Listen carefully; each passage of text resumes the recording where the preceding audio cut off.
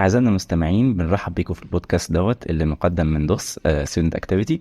معاكم محمد أشرف، طالب في ثالثة هندسة كهرباء باور.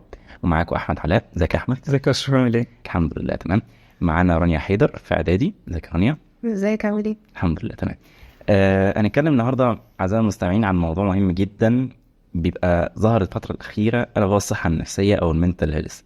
إني حاجة احنا مش ما كناش يمكن ناخد بالنا منها في ال20 سنة اللي فاتت ديت، بس مع الوقت ابتدت يبقى عليها وعي أكتر. فنبدأ معاك علاء ونقول أصلا ازاي الدنيا اختلفت عن زمان، إن مثلا الصحة النفسية كنا غافلين عنها زمان ودلوقتي بقينا نقدر ناخد بالنا منها.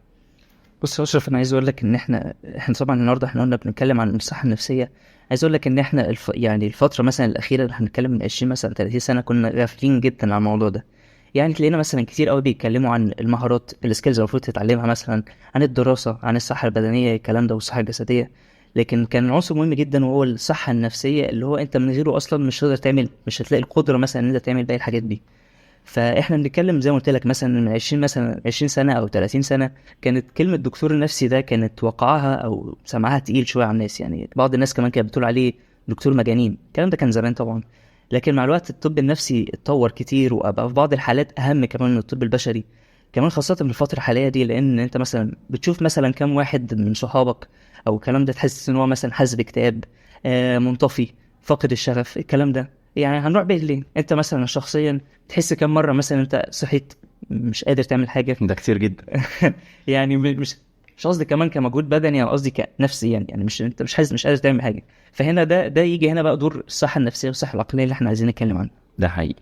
طيب، نوجه بقى الكلام ليك يا رانيا. هو في اصلا تعريف واضح للصحة النفسية؟ يعني ايه اللي نقدر نقول عليه دي صحة نفسية، وده مجرد بس افكار جوه البني ادم، وديت مجرد اكتئاب، وديت بس حزن؟ يعني ايه التعريف اصلا للصحة النفسية؟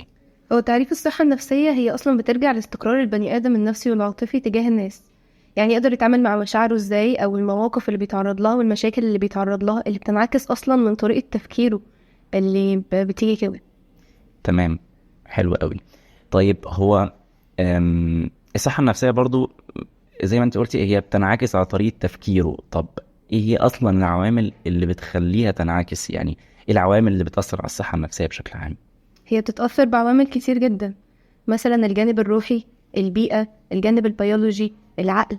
الجانب الروحي مثلا بتبقى على حسب الإنسان موجود فين، بيتعامل مع مين. البيئة هي الناس المحيطة بيه اللي بيتعامل معاهم. الجانب البيولوجي على حسب لو مثلا عيان أو إفراز المواد الموجودة في جسمه. الجانب العقلي عن طريقة تفكيره، هو بيفكر ازاي، بطريقة إيجابية ولا سلبية وكده. اضيف عليك برضو، عايز اضيف راني حاجة برضو. في عوامل برضو في الحاجات، في نمط الحياة بتاعه. يعني مثلا سوء التغذية بيفرق جدا. يعني انت مثلا مش بتاكل كويس، مش بتفطر، ودي يعتبر من اهم الوجبات في اليوم. يعني مثلا حاجات مثلا زي العادات الغلط اللي بتعمل، زي مثلا قلة النوم، ودي حاجة مهمة جدا. يعني احنا ممكن مثلا الجيل بتاعنا او الكلام ده مش بيقدر النقطة دي قوي، او تلاقيه بيسهر كتير او الكلام ده. وتلاقي نفسك صاحي مزمزق مش قادر تعمل اي حاجة. حاجة مثلا زي ان انت تستخدم الموبايل كتير، الكلام ده. حاجات مثلا، في حاجات برضو نفسية زي قلة ثقتك بنفسك، الكلام ده. تحس ان انت مش واخد ثقة بنفسك عالية، او ان انت بتدور دايما عن الكمال، بتدور ان انت عايز تبقى بيرفكت، وده طبعا مش هيبقى موجود. حاجة مثلا زي ان انت تفضل على طول يعني الانتقادك، وان انت بتنتقد بسلبية، بتنتقد نفسك بسلبية كبيرة جدا. والكلام ده غلط طبعا. انت يعني ادي لنفسك راحة، مفيش مشكلة. مفيش تمام. مشكلة يعني. تمام، جميل جدا. هو فعلا احنا عايزين نوجه يعني رسالة للمستمعين بشكل عام، ان لازم ندي الاولوية في الاخر للصحة النفسية، ان ما تتكسفش تطلب اي مساعدة حتى من المقربين ليك. يعني ما تتخيلش اي حد من اللي بيسمعونا دلوقتي، ما تتخيلش انك انت عايش لوحدك لو انت عندك مشكلة. ف ما تتكسفش انك تطلب اي مساعدة. طيب، نخش بقى في الموضوع بتاعنا. ايه بالنسبة لك يا رانيا دور التربية؟ حاجة انت لاحظتيها مثلا بتأثر قوي على الصحة النفسية مثلا؟ يعني التربية دايما بتخلي الشخصية تتكون لحد لما بتثبت مثلا لحد سن مثلا 17 18، فبتثبت. بس دور التربية عمل دور كبير قوي. فايه دور التربية بالنسبة للصحة النفسية؟ هو دور التربية مهم جدا بالنسبة في حياة الإنسان. يعني هو نشأته كطفل هي اللي بتحدد هو ازاي هيفكر، هو ازاي هيتصرف بناء على الطريقة اللي كانت بتتعامل بيها من الآباء. يعني أهله كانوا معودينه، مثلا ان احنا هندي مثال ان كان في طالب هو متعود ان هو يجيب فول مارك دايما، ومحطوط تحت ضغط ان هو لازم يبقى بيرفكت، ما ينفعش ان هو ينقص، ما ينفعش ان هو يغلط، دي حاجة مش متاحة بالنسبة له. فما يدخل مثلا الكلية ويلاقي نفسه بينقص او بيجيب درجات استحالة تبقى بيرفكت كلها، هيبدأ ان هو يتأثر، ويبدأ ان هو يشوف انه في حاجة غلط، وان هو مش مرتاح، وكأن ان كل الاعباء محملة عليه هو، وان هو اللي بقى شخص وحش، مش ان هو جست مجرد غلط غلطة بسيطة. ده حقيقي. فهنا كان الغلطة كلها ان هو مش بيعرف او ما خدش الفكرة بتاعت ان كل حاجة او كل حزن ياخد حقه، ان دي مجرد غلطة عادي ممكن نصلحها، وممكن نشوف ايه اللي ادى للغلط ده، بدل ما يديها اكبر من حجمها ونبدأ ان احنا نتضايق جدا لمجرد ان احنا فقدنا جزء من درجة بسيطة مش هتأثر قوي يعني. مظبوط مظبوط. هو فعلا احيانا بيبقى في مشاكل بتبقى متعظمه بشكل زياده، يعني بنحس احيانا ان المشكله مش مستاهله، بس احنا عمالين بنركز عليها، مثلا زي ان واحد طفل صغير مثلا دلق العصير على لبسه مثلا، فبتبقى كبيره قوي بزياده عن حجمها يعني. طيب دلوقتي نتكلم عن الامراض النفسيه بشكل عام. عايزين نقول ان بعض الناس بيبقى احيانا عندهم افكار مسبقه، يعني بيظنوا مثلا ان الامراض النفسيه ديت حد عمل ذنب مثلا، او حد مثلا ما هو اصلا انطوائي فطبيعي يجيله امراض نفسيه. عايزين نقول على ان مش الامراض النفسيه مش حاجه منحصره في حد، هي ممكن تبقى بتتاثر بعوامل معينه، بس هي مش منحصره بحد. فانت شايف ايه بالنسبه للنقطه دي؟ بص يا اشرف، هو الموضوع كله نظرة الناس للموضوع ده إيه؟ يعني انت تلاقي مثلا ناس كتير بتشوف الشخص مثلا اللي هو مثلا عنده مرض نفسي او اكتئاب او ايا كان، بتتجنبه او بتحسسه بالتمييز، او حسسه ان هو الموضوع ده عار بالنسبه له او الكلام ده. يعني ده مش حقيقي. يعني هو الموضوع المرض النفسي ده زي المرض البدني بالظبط. انت مثلا كمثال يعني ايديك مكسوره مثلا او حاجه، مش هتلاقي مثلا ناس بتتجنبك او ناس بتقول لا ايديك مكسوره ابعد عنه ما تقعدش جنبه الكلام ده. فاحنا عايزين نتعامل مع موضوع المرض النفسي ده نفس معاملة موضوع المرض الجسدي أو البدني عادي. يعني احنا مش عايزين نخلي الموضوع بينحصر في ان هو لا ده شخص مثلا مجنون او شخص، لا الموضوع ملوش اي علاقة بموضوع الجنون والكلام ده. هو الموضوع كله بس مرض عادي، وده شخص بني ادم طبيعي زي اي بني ادم موجود. فلازم يعني نبدأ نغير شوية نظرة المجتمع لموضوع المرض النفسي او الامراض النفسية الموجودة دي عامة يعني. تمام، جميل جدا. هو بالفعل انا عايز اكد على كلامك علاء، ان في احصائيه بتقول ان 1 من كل 3 بيجيله احيانا افكار انتحاريه او افكار اكتئاب او كده. فتخيل 1 من كل 3، يعني انت ممكن تبقى قاعد في المدرج وواحد جنبك او واحده جنبك بيبقى قاعد بيفكر في افكار اكتئاب. فالموضوع مش بعيد عن اي حد في الاخر، هو مش حد جاله مرض نفسي فجاله كده بشكل غريب. يعني هو الموضوع كله ما فيه ظروف صعبه البني ادم، ظروف صعبه البني ادم ممكن يتحط فيها، فبتأدي في الاخر لكده. طيب برضو كلمينا يا رانيا، انت برضو شايفه ايه بالنسبه لتفريق المرض النفسي؟ يعني الناس بتقعد تقول ايه، اصل ده مرض نفسي لا ابعد عنه لحسن يعديني بتاع، ايه الستيريوتايبس او الانماط اللي الناس بتحط فيها الناس اللي عندهم امراض نفسيه؟ هي الناس بتشوفها اكتر على اساس ان ده شخص زي ما قلتوا شخص مجنون، ما ينفعش ان احنا نتعامل معاه لان طريقة تفكيره غلط، مع ان هو مش طريقة تفكيره غلط، هو طريقة تعامله مع المشاكل اللي هو مر بيها غلط. في ناس تانية بتشوف ان انت مكبر الموضوع قوي وانت بتدلع بصراحة، وهم يعني انت مش مشكلة، ما كلنا بنتضايق وكلنا بنمر بظروف صعبة، ايه اللي فيها يعني؟ مع ان هي بتختلف، احيانا بيبقى الموضوع زاد عن حده، او الشخص من كتر ما هو متعامل مع الموضوع غلط الموضوع انعكس معاه بطريقة سلبية. في ناس بقى لذيذة قوي بتقولك لا قرب من ربنا وانت ان شاء الله هتبقى كويس، انت بس مش بتصلي ومش بتدعي ومش منتظم، على فكرة انا شفتك انت ما بتصليش الفترة الاخيرة خالص. في حين ان طبعا ان احنا نقرب من ربنا دي حاجة كويسة، وان احنا نأدي الفروض اللي علينا دي حاجة كويسة جدا، بس ملهاش علاقة بان انا مريض نفسي او لا. احنا قلنا ان المرض النفسي هو مشكلة انا بواجهها بتعامل معها غلط فبتؤدي المرض النفسي، مش في حاجة ليها علاقة بروتين بتاعي او بقربي من ربنا او علاقتي بالناس حتى. بس ده عظيم، هو فعلا كده. وعايزين نأكد تاني للمستمعين ان احنا مش جايين نقول ان المرض النفسي ملهوش علاقة بانك انت بتصليش او بتصوم او كده، دوت ليه علاقة. وكده كده الدين بيعمل فرق في الصحة النفسية، بل بالعكس ده مثبت علميا ان اصلا الناس المتدينين اكتر بيبقى فرصة اصابتهم بالامراض النفسية اقل بشوية. بس ده لا يمنع ان ممكن حد يبقى متدين ويجيله امراض نفسية، زي ما تاني ما قلنا ان حد مثلا بسبب وفاة عزيز لا قدر الله مثلا او كده فادت لصدمة عصبية، فده ممكن طبعا يؤدي لامراض نفسية. طيب عايزين نتكلم دلوقتي عن فوائد الطب النفسي، وانك انت لما بتسهل عن نفسك وبتروح تستشير حد مختص، ده بيسهل عليك انك تحلل المشكله اصلا من جذورها وتقدر تعالجها ببساطه، يعني كانك بتدي العيش لخبازه من الاخر. ده بيسهل عليك انك تحلل افعالك وتصرفاتك، ان هي في الاخر ببساطه شغلانه الدكتور النفسي او الاخصائي. دي بس اللي احنا عايزين نقوله في البودكاست ده واتاكد عليه، ان لما نطلب مساعده نطلبها من حد مختص، وده بيسهل علينا جدا، فما تكسلش انك تطلب. زي ما كنت اتفضل يعني. عايز اكلمك كمان في اديك مثال بقى في الموضوع ده ان اهميته في ايه. عايز اقول لك يعني كان ممكن في ترند ظهر او مش ترند، هو قصه حصلت الحقيقه يعني يوم 3/5 اللي فات ده. فاحنا بنتكلم في صربيا، تمام. طفل لا يتجاوز عمره ال 14 سنه. يعني ده مثلا كان اقصى مشكله عنده، مثلا اجيب مصاصه ولا شيبسي بجبنه متبله مثلا، ده كانت اقصى مشكله عنده.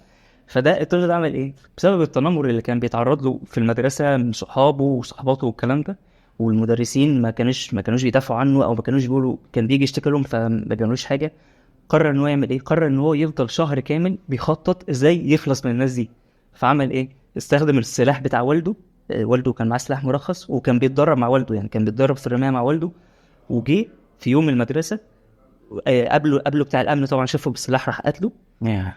قبله بتاع 6 كمان من صحابه قتلهم، وقبله 2 من المدرسين. يعني هو أدى تقريبا لحوالي 9 مثلا وفيات و7 إصابات والكلام ده. حاجه فظيعه جدا. وكمان مش كده كمان، يعني المشكله واللي يضحك في الموضوع ايه، ان في واحده من اللي اتصابوا، يعني هم كانوا عايز يموتها، في واحده منهم من صحباته يعني اللي اتصابوا صورت له فيديو في المستشفى بعد ما فاقت يعني، وقعدت تغيظه انها ما ماتتش. فانت متخيل وصل لموضوع التنمر ووصل موضوع الايه. فاحنا بنتكلم في النقطه دي، احنا لو كان هو من الاول مثلا عالج الموضوع ده، او كان طبعا تفرق طبعا ممكن في الجزء بتاع التربيه. مثلا لو كان مثلا هو اهله مثلا، اصل مش كل الناس ملايكه، فانت لازم تبقى عارف ازاي هتتعامل مع اللي قدامك حتى لو هو برضو غلط في حقك، تمام. انا حاسه برضو ان دور المدرس كان ليه دور كبير قوي في موقف زي ده، ان هو يبقى شايف ان في طفل اوريدي متعرض للتنمر، فهو لازم يبدا يوجه اللي بيحصل. فكان ده حاجه غريبه جدا ان المدرس يبقى شايف كل ده وساكت. فيمكن احنا محتاجين توعيه مش بس للاباء، كمان احنا محتاجين توعيه للناس كلها علشان تفهم ان كلنا لينا دور، وكلنا بنأثر بطريقه او اخرى في اللي بيحصل، سواء لينا او حوالينا كمان. طيب برضو كلميني يا رانيا، انت شايفه ايه العلاقه اللي بين الامراض الجسديه والعقليه؟ يعني اكيد ده بيأثر على دوت، لان هو البني ادم كله واحده. فايه الحاجات اللي ممكن تأثر على الجسد زي ما بتأثر على النفس، او العلاقه ما بينهم؟ هو الانسان لما بيتضايق بيبدا ان هو جسده يتاثر، لان زي ما انت ما قلت هو واحده. احنا لو في جزء مننا اتصاب مثلا بطريقه ما، هتحس ان انت كلك تعبان. فبالتالي في ناس الموضوع بيقلب معاهم وبيخرج من بره زون النفسي لزون الجسدي، وبيبقى ساعتها المفروض ان هم يتعاملوا مع الموضوع عن طريق ان احنا نحل المشكله من اصلها.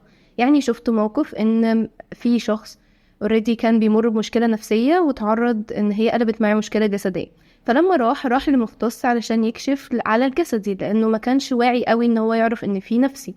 فلما راح اتضح ان الدكتور كان شخصه ان هو فعلا عنده مشكله نفسيه، ولكن الطريقه اللي اتعامل بيها الدكتور ان هو بدأ يعالجه جسدي، وتجاهل جدا فكره ان هو مشكلته اصلا نفسيه. فبالتالي العلاج الجسدي اوريدي كمل وجاب نتيجه وكل حاجه، ولكن اول ما الشخص بطل ان هو يلخبط بس في الحاجه دي، على طول التأثير كله وقع، وبقى ان احنا رجعنا نقطة الصفر تاني، ما حصلش اي حاجة جديدة ولا كأننا اشتغلنا اصلا. فبالتالي احنا ما ينفعش لو شفنا حتى مشكلة زي دي ان احنا نعالجها من بره، وان احنا نعالجها من طريقة جسدية بس، بل كان الصح ان احنا نعالجها من الطريقة النفسية. فكده اصبح الوعي ان احنا كمان مش محتاجين نوعي الناس، احنا محتاجين نوعي الدكاترة كمان، علشان الجزء ده ضاع منهم كمان. مظبوط. هو فعلا احيانا بيبقى قصادنا مشكله ومش بقى متخيلين ان المشكله ديت مش السبب بتاعها ان انا مثلا لخبطت في الاكل، فبالتالي انا خملان او انا عايز انام طول الوقت. احيانا المشكله مش تبقى كده، احيانا تبقى المشكله نفسيه بسبب ضغط مثلا في الكليه او في الشغل او في البيت، دوت اللي بيؤدي ان انا تعبان. طيب خلينا دلوقتي نتكلم عن جزء تاني، وهو والكلام برضه ليك يا رانيا، ازاي نتجنب المشكله قبل ما تحصل؟ والله يا أشرف، احنا ممكن ان احنا نبدأ نسأل نفسنا كل يوم، هل مثلا في آخر اليوم أنا كويسة ولا لأ؟ طيب لو افترضنا ان انا امبارح كنت كويسة وجيت النهاردة لقيتني مش كويسة، فتمام، هبدأ اني اراجع اليوم واعرف انا ايه اللي خلاني مش كويسة. على عكس ان انا مثلا افضل فترة ماشية ومش عارفة انا كويسة ولا مش كويسة، واجي بعد فترة طويلة مثلا الاقيني لا انا مش كويسة. ساعتها هيبقى صعب عليا اني اعرف المشكلة بدأت فين بالظبط، او انا مش كويسة ليه. فبالتالي ده هيؤدي لتراكمات كبيرة جدا، ممكن ساعتها تؤدي لمرض نفسي. فاحنا ممكن نقطع الموضوع من الاول ونشوف هل انا كويس انا مش كويس، بحيث اني لو في مشكله اقدر احلها على طول قبل ما تحصل. طب ده حلو حلو قوي يا رامي. طب احنا هنفترض دلوقتي ان احنا وخلاص جينا الفتره دي وبعدين لقينا ان انا اوريدي وقعت في المشكله، انا اوريدي اصلا عندي مشكله نفسيه. فلازم هنعمل ايه الاول؟ احنا لازم الاول نعترف ان في مشكله، ده اول حاجه، ده اول طرق العلاج، ان انت تعترف ان في مشكله اصلا اوريدي. تمام. طيب عرفت ان انا عندي مشكله واعترفت، خلاص هعمل ايه؟ ابدا بقى اشوف. اكيد اول حل هيجي في دماغك ان انت تروح لدكتور نفسي. تمام. طيب هنفترض ان انت مش عارف تروح لدكتور نفسي لاسباب كتير، مثلا ممكن اسباب ماديه، ممكن العيله عندك مش موافقه الكلام ده. فانت شايف مثلا يا اشرف احنا ممكن نعالج الموضوع ده ازاي؟ يعني حاجه بديله للطب النفسي. حلو. هو في طرق كتيرة للعلاج وكلها حاجات بسيطة، يعني مش شرط تبقى ان انا اروح يعني اطلب بقى علاج نفسي دواء او كده. ممكن حاجات بسيطة زي فكرة ان انا ابقى عارف شخصيتي، لان انا هعالج نفسي في الاول وفي الاخر، فلازم ابقى عارف شخصيتي، ايه الحاجات اللي بتضايقني، الحاجات اللي بتفرحني. هي كل اصلا الموضوع بتاع الصحة النفسية كلها على بعضها انا حاسس بايه، يعني الفيلينجز بتاعتي عاملة ازاي. انا لو مبسوط من حاجة الفلانية يبقى هي دي الحاجة اللي بتبسطني. فممكن برضو من الحلول اللي موجودة برضو ان انا اخد وقتي، اني مش معنى ان انا عندي مشكلة ان انا خلاص احلها دلوقتي، لا، الموضوع ممكن ياخد شهر، ممكن ياخد سنة، ممكن يقعد اكتر من سنة كمان. فاخد وقتي وابقى عارف ان الموضوع اتس اوكي في الاخر، ما فيهوش مشكلة ان انا ابقى في المشكلة عندي مشكلة نفسية او مرض نفسي. فزي ما كنا بنقول نعترف ان في مشكلة وما استعجلش في الحل بتاعها. إضافة على كلامك يا أشرف، فاحنا برضو ممكن إن احنا نمنع الموضوع ده عن طريق إن احنا نتجنب الناس اللي مش كويسة أو الناس اللي مش بتهتم بالمشاعر بتاعتنا، وما نروحش نحكي الحاجات اللي بتحصل معانا لأي حد، لأن أحيانا بيحصل تتفيه من الموضوع واحنا اللي بنتضر في الآخر. فاحنا نتجنب الناس اللي اوريدي بتتفه من مشاعرنا، ونروح نحكي للناس اللي فعلا هتسمع مشاكلنا وهتقدرها وهتقدر إن هي تعيننا على حاجة زي كده أكتر ما هي هتضرنا. برضو في ناس بتعمل سبورتس وبتمارس سبورتس بانتظام، ده احيانا بيأثر في انك تحل مشكلة نفسية زي دي. وبرضو كنت شفت ناس كتير بتجلد ذاتها قوي بطريقة صعبة جدا، فما فيش مبرر لحد ان هو يعمل حاجة زي كده. فاحنا ممكن نمنع حاجة زي كده عن طريق ان احنا ندي كل حاجة حقها، وان في حاجات تستاهل الزعل ولكن مش لدرجة جلد الذات، فممكن نشاركها مع الناس التانية علشان نقدر نعرف هل مثلا هي تستاهل كل ده ولا هو مجرد بس تقدير خاطئ مننا. حاجه كمان، بص يا رانيا انا عايز اقول لك حاجه. في الموضوع كمان بتاع الصحاب انا عايز ازود حاجه. احنا مش في منافسه، انت مش في مسابقه. يعني ما تلاقيش صاحبك مثلا بيقول لك يا اسطى انا حصل لي مثلا النهارده كذا كذا كذا، تقول لي انت متضايق ده انا حصل لي كذا كذا كذا. طب مش انت مش بتعلي عليه يعني، هو بس ما فيش مشكله ان انت برضو تحكي له اكيد المشاكل اللي عندك او الكلام ده، بس اديله هو فرصه الاول. خليه يعني خليك مستمع اكتر من انت متكلم، دي حاجه برضو هتفيدك. فاديله فرصه الاول يحكي مشاكله تحلها له والكلام ده، وبعدين في وقت تاني تقدر تحكي له انت كمان مشاكلك. بالظبط، بحيث ان احنا ما نبقاش عاملين اعباء على بعض، يعني نبقى عادي متهاونين سوا فنقدر ان احنا نحل مشاكلنا احنا الاتنين. بالظبط. وكمان في كمان في الحاجات، ممكن في كتب لو عملت مثلا سيرش اونلاين او الكلام ده، في كتب ممكن تساعدك على الكلام ده. يعني ممكن كتاب اسمه مثلا The Brain The Story View، ده بيساعد بيعرفك ازاي انت اللي تتحكم في عقلك مش عقلك اللي بيتحكم فيك. يعني مثلا تكون انت بتفكر في موضوع مثلا في دماغك او حاجه وتلاقي نفسك سرحت مره واحده، يعني بقى حصل لك زي بلاك اوت، او انت دماغك مره واحده مبقتش فاكر، بتحاول تجيب الحاجه اللي انت كنت بتفكر فيها مش لاقيها. حاجه تانية مثلا ممكن زي كتاب مثلا Don't Feed the Monkey Mind. حاجة تانية، طب لو انت مثلا عايز كتب بالعربي مثلا زي طبعا الدكتور ابراهيم الفقي، كتاب مثلا التفكير السلبي والتفكير الايجابي، هتلاقي كتب كتير حقيقة تفيدك في الموضوع ده. فيعني ابدأ سيرش، ابدأ حاول تدور على الحلول، ما تسيبش نفسك للاكتئاب والمشاكل النفسية وكل الكلام ده. إضافة على كلامك يا علاء، برضو حابين إن احنا نتكلم إن الموضوع ده بيفرق من شخصية للتانية. يعني في ناس بتقدر إن هي تتقبل أي نقد أو أي كلام عموما، وفي ناس تانية بتبقى حساسة قوي لحاجة زي كده. فأنت لازم تاخد بالك وأنت بتتعامل مين هيقدر إن هو يتقبل حاجة دي ومين اللي مش هيقدر يتقبل حاجة زي كده. وبرضو علشان تقدر إنك تتجنب إنك ما تتأذيش، لازم تخلي بالك أنت بتتعامل مع أو الناس اللي أنت بتعاملها دي هي بتقولك ايه بالظبط وانت بتاخد منها ايه، عشان تبقى عارف ايه اللي انت ممكن تاخده في عين الاعتبار وايه اللي انت ما تاخدوش او ما تهتملوش علشان ما يضركش او حاجة زي كده. هو فعلا كلامك فعلا مظبوط يا رانيا، وده حاجة حقيقية فعلا انا خدت بالي منها عن نفسي. طيب بالنسبة لك علاء، ايه اللي يخلي الناس تبقى تطلب المساعدة؟ يعني ايه اللي يساعدهم ان هم يطلبوا المساعدة عشان يواجهوا امراضهم؟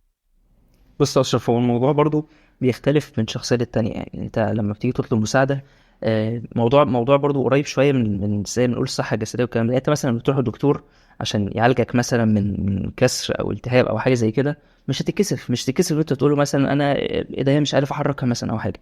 فبالتالي هو نفس الكلام برضو في المشكله النفسيه. انت برضو عايز حد من اصحابك مثلا تساله مثلا دكتور نفساني زي ما احنا قلنا او كده، فما تتكسفش من الموضوع ده. بس احنا مثلا بنتكلم في موضوع الصحابه او الكلام ده، انت شخصيات، انت ممكن الشخص اللي قدامك ده تساله فيساعدك او يرفض. فهو الموضوع بقى لما يرفض ما تحسش ان في حاجه كبيره حصلت، عادي، هو الشخص رفض ومفيش مشكله، يمكن عنده اسبابه اللي تخليه يرفض، مثلا يساعدك مش فاضي الكلام ده. فما تاخدش الموضوع، ما تخليش الموضوع يبقى فيه اوفر ثينكينج عندك او الكلام ده. لا خلاص عادي، تجنب الموضوع، مفيش مشكله، حاول تسال حد غيره يعني. هو فعلا ما كلامك مظبوط يا علاء، هو ده اللي عايزين نأكد عليه في الآخر، إن أنا المساعدة وفكرة إن أنا أتجنب المشاكل قبل حدوثها أصلا.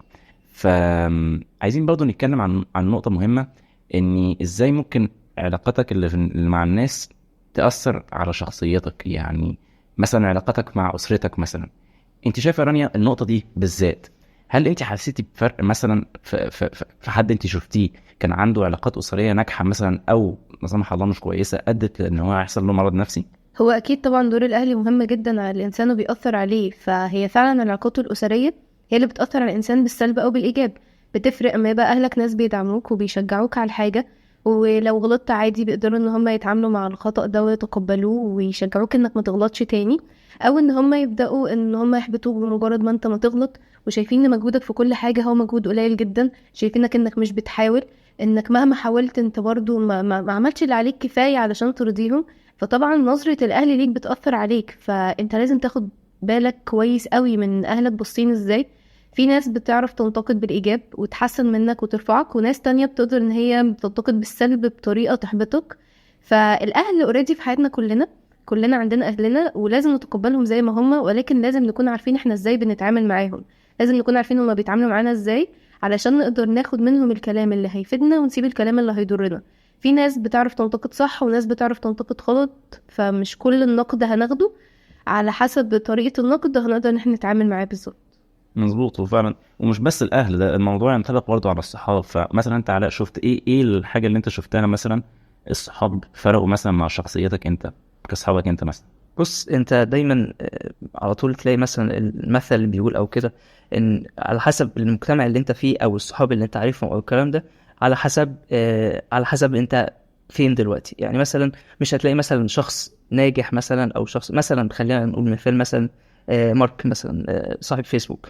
هو اوريدي اصلا وهم بيعملوا الفيسبوك هم كانوا 3 اصحاب مع بعض، واصلا الموضوع كان في الاول عباره عن فورم او منتدى او الكلام ده. فهم اوريدي 3 اصحاب اصلا مع بعض وشجعوا بعض والكلام ده. فهو لو كان مثلا قدامه اصحابه مثلا التانيين سخفوا من فكره او قالوا لا دي فكره وحشه او الكلام ده، اكيد طبعا ما كانش هيبقى في مثلا حاجه زي فيسبوك دلوقتي يعتبر العالم كله بيستخدمها. فالصحاب طبعا بيفرقوا. يعني الصاحب مثلا اللي هيشجعك على حاجه، حتى لو هي حاجه تبان مثلا في الاول حاجه مستحيله او حاجه جنونيه او الكلام ده، هيشجعك عليها مثلا بالعقل طبعا، برضه مش هيوديك يعني في داهيه، بس طالما بيشجعك عليها بالعقل فطبعا يفرق معاك الصاحب كويس من الصاحب اللي مش كويس طبعا. برضو علشان انت تكون برضو صاحب كويس، فانت محتاج ان انت لو حد جه خد رأيك في حاجة، حاول انك تدي نفسك وقت تفكر فيها مهما كانت مستحيلة، لان احنا دلوقتي في زمن المستحيلات فيه بتتحقق بجد. فلازم ناخد بالنا احنا بنحبط الشخص ده بكلامنا ولا بنحاول نشجعه. ممكن بدل ما نحبطه لو شايفين ان الموضوع صعب قوي، نحاول ان احنا ندور على حلول لحد ما نعرف هل ده فعلا هيحصل او لا، عشان ما نأثرش عليه بالسلب. مظبوط. هو فعلا الايجاب والسلب بيعتمد في الاخر على الشخص اللي بيوجه النصيحه.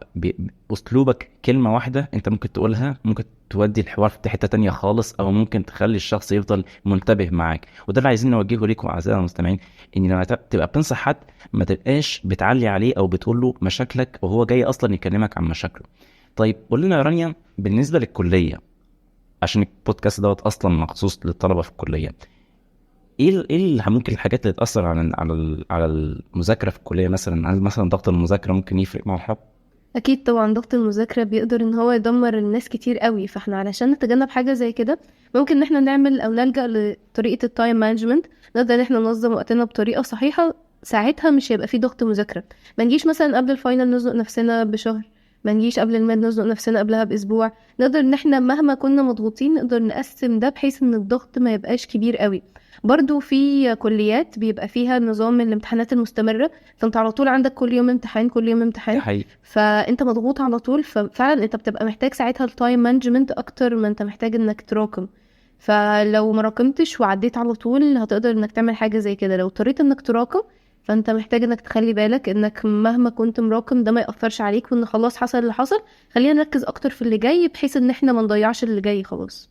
ده حقيقي فعلا. هو كل لما ابتدي في اي حاجه بشكل عام ابتدي فيها من بدري، ده بيوفر عليا وقت كتير، وبيوفر عليا حتى ان انا اغلط واعيد تاني واغلط واعيد تاني، ده بيوفر عليا وقت كتير وبيساعدني ان انا انجز المهمه ديت. طب كلمنا عن الناس في الكليه، بتبقى بتفكيرها عامل ازاي؟ ايه معاييرها في النجاح مثلا؟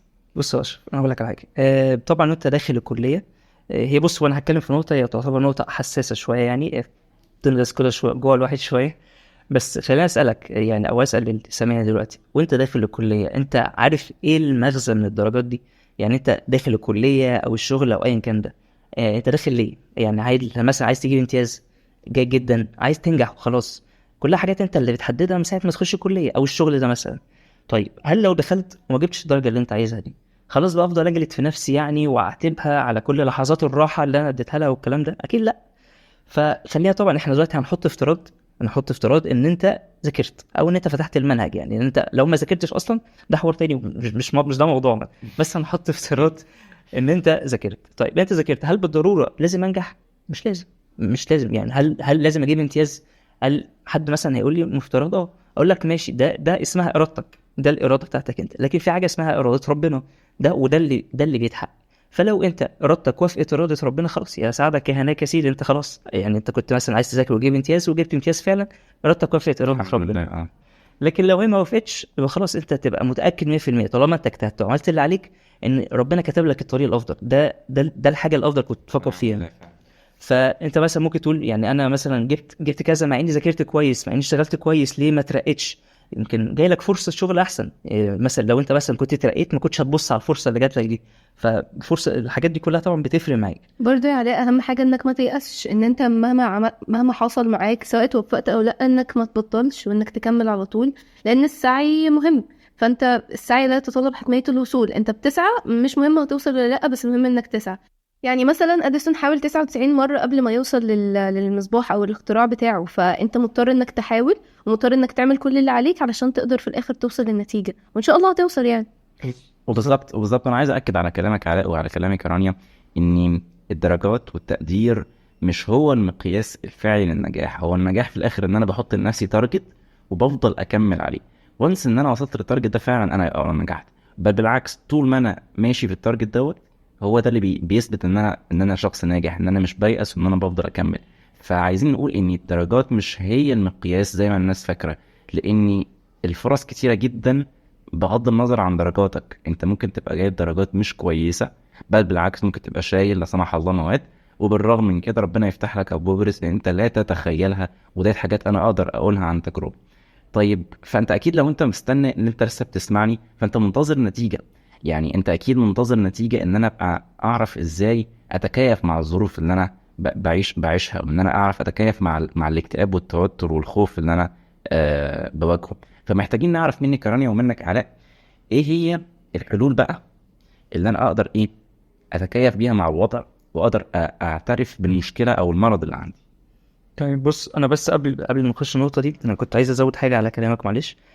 كنت عايز اقول لك ان زي ما احنا بنقول المعايير ايه، مثلا انا عايز ادي امثله مثلا على المعايير التانية اللي احنا بننساها، الحاجات اللي احنا بننساها ومش في دماغنا. يعني حاجه مثلا زي المهارات اللي ممكن تتعلمها مثلا في الكليه. يعني انت اوريدي موضوع مش نجاح بس ومش درجات بس، انت محتاج تخرج بسكيلز معينه. يعني يا فرحتي مثلا وانت خارج بامتياز ومع مرتبه الشرف والكلام ده، ومش عارف تعمل بريزنتيشن، مش عارف تتكلم مع الناس ازاي، ما عندكش قدره الاقناع الشخص اللي قدامك، الاتش ار مثلا اللي انت هتقدم معاه في الانترفيو او الكلام ده، مش عارف تقنعه بالامكانيات اللي عندك، مع انك انت عندك امكانيات. في كل دي سكيلز انت محتاج تتعلمها حاجه تانية برضو من برضو المعايير والكلام ده العلاقات اللي بتكونها جوه الكليه. يعني انت مثلا ممكن مثلا تبقى مش خارج باحسن تقدير او الكلام ده، بس دكتور مثلا عارف ان انت كويس ومجتهد والكلام ده، يعمل لك مثلا ريكومنديشن في شغل مثلا معين، الكلام ده كل ده بيفرق. فانت حقيقي. علاقاتك جوه الكليه، حتى اصحابك، فعلا ده بنشوف فعلا.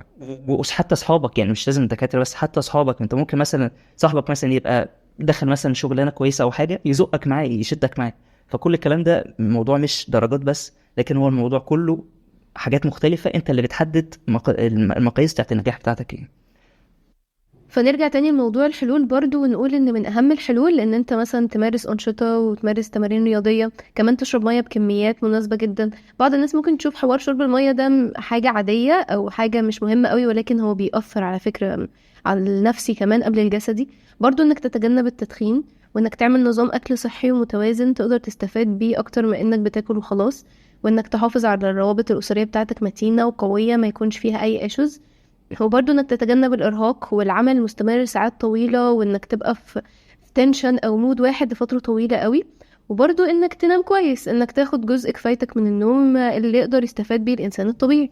بالظبط يا رانيا. في حاجات كمان برضو اضيف على اللي انت قلتيه، ان انت برضو محتاج زي ما قلت ما تتكسفش ان انت تكلم اي حد، صحابك، من اهلك، اي شخص انت بتثق في كلامه يعني. ما تتكسفش ان انت تكلمه وتقول له الضغوطات اللي عندك، هو يدور لك على حلول، مفيش مشكله.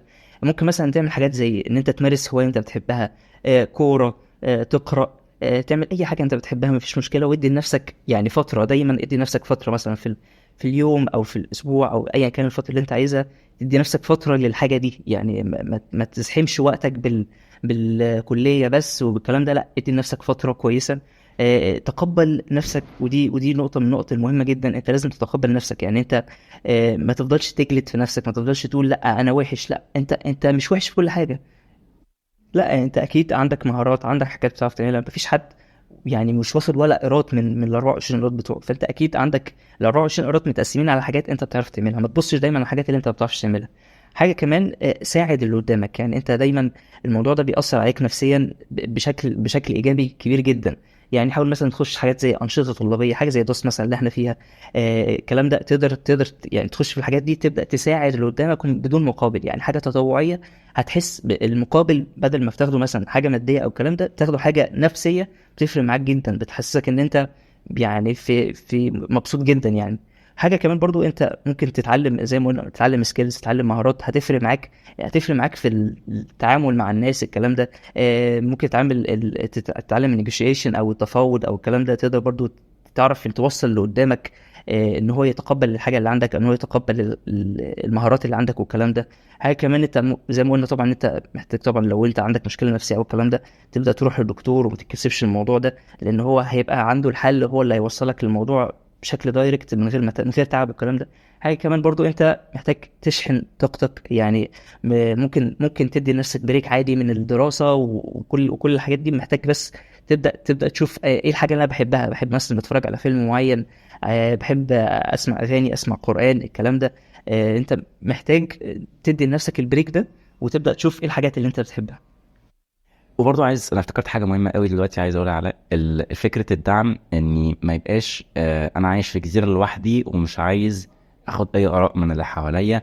اني في الاخر البني ادم كائن اجتماعي، ولازم يكون الدعم اولا من الاسره، لان هم دول اكتر ناس هيفهموك، دول اكتر ناس انت بتقعد معاهم، انت بتقعد مع اسرتك 20 30 سنه لحد لما بتتخرج وبتتجوز. فدول اكتر ناس هيقدروا يساعدوك، ودول اكتر ناس هيقدروا بعد كده يوصلوك لاهدافك على الاقل بالخبره. برضه كذلك اصدقائك والناس المقربين ليك. وبرضه من الشرط حتى الاصدقاء، ممكن يكون اي حد مختص او اي حد عنده خبره او حكيم، زي مثلا الاطباء او رجال الدين مثلا، او الاخصائي النفسي مثلا، وهكذا. فمهم ان انا ابقى اعرف اطلب الدعم واعرف اتاقلم مع المشاكل اللي انا بتعرض ليها. فانت شايف يا رانيا ازاي اقدر اتاقلم مثلا؟ بص يا اشرف، هي الفكره كلها في انك اصلا تتقبل الظروف اللي انت عايش فيها، وتبقى عارف انت هتتعامل معاها ازاي، وان عادي انت مش شرط تبقى بيرفكت. انت انسان طبيعي يبقى عندك اخطاء، طبيعي تغلط، طبيعي يحصل حاجات مش كويسه، دي حاجات طبيعيه جدا. فتهاون مع نفسك وخليك سلس اكتر مع نفسك، ما تحملش نفسك فوق طاقتها. تصالح مع فكرة انك طبيعي يبقى عندك مشاكل، وطبيعي انك تبقى في جزء وحش زي ما في جزء حلو، ولكن دورك هنا انك تصلح الوحش ده، تخليه دايما حلو.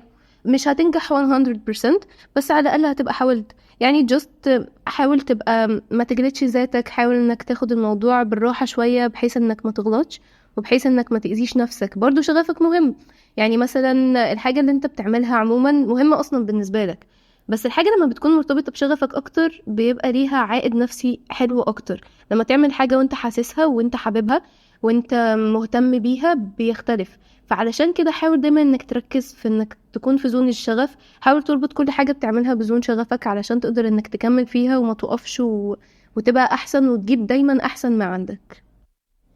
هو زي ما انت قلت يا رانيا فعلا الشغف من اكتر الحاجات ان لم يكن اكتر حاجة تقدر تساعدك انك تتخطى المشاكل اللي انت بتعيشها وتقدر تتكيف مع الظروف. في النهاية احنا بنشكركم جدا اعزائنا المستمعين على استماعكم طول فترة البودكاست ديت. بحابب برضو ان انا اشكر احمد علاء، شكرا جدا ليك يا علاء، ونشكرك يا رانيا. اني طيب يا باشمهندس. استمتعنا جدا بالحوار معاك والله. وحابين اني نقول يعني دي كانت نبذة عن المنتل هيلث، والكلام مش موجه لأي حد في الكلية وبس، موجه لأي حد بشكل عام بيسمعنا. وحابب نشكركم أعزائنا المستمعين زي ما قلنا. يا ريت لو انتوا البودكاست دوت عجبكم يا ريت تشاركونا آرائكم، وشكرا لكم جدا. السلام عليكم.